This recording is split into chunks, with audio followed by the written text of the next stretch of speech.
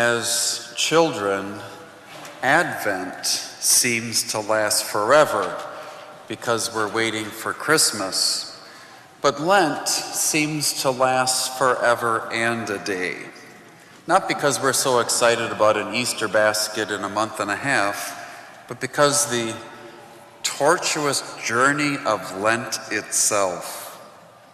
Many of us in our childhood, we remember a big part of Lent was giving up sweets and desserts.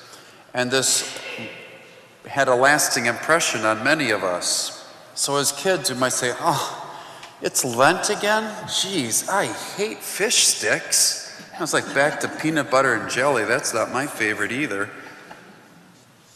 Rather than focus on the spiritual journey that helps to restore freedom in our lives, like to have more control over our appetites and fit in a little more time for prayer, we tend to focus on the pain of Lent.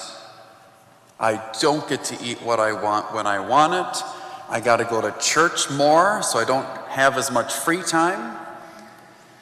But we can learn a lesson from Pierre-Auguste Renoir, who died in 1919, 100 years ago.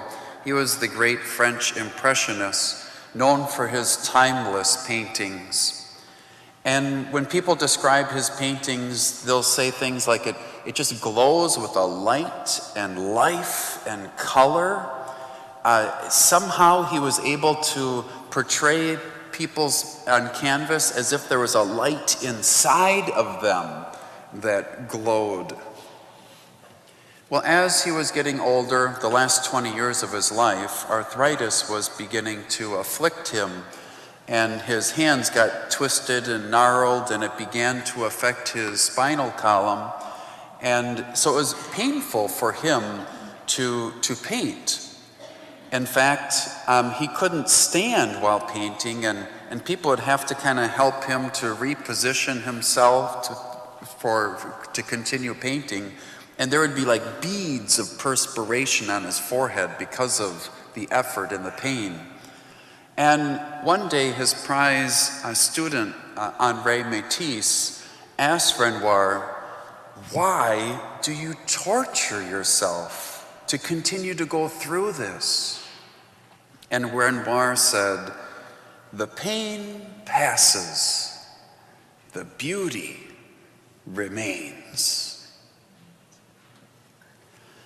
There is pain in the Lenten journey, the pain of letting go of those things that spiritually are harmful or even destructive in our lives, the pain of developing the habit of loving service for others, putting oneself last, the pain of changing whatever needs to be changed in our lives in order to do God's will.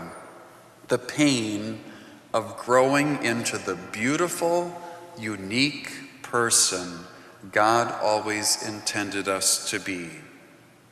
Remember, the pain passes, but the beauty of renewed life in Christ, the beauty of serving others, the beauty of resurrection power in us will always remain.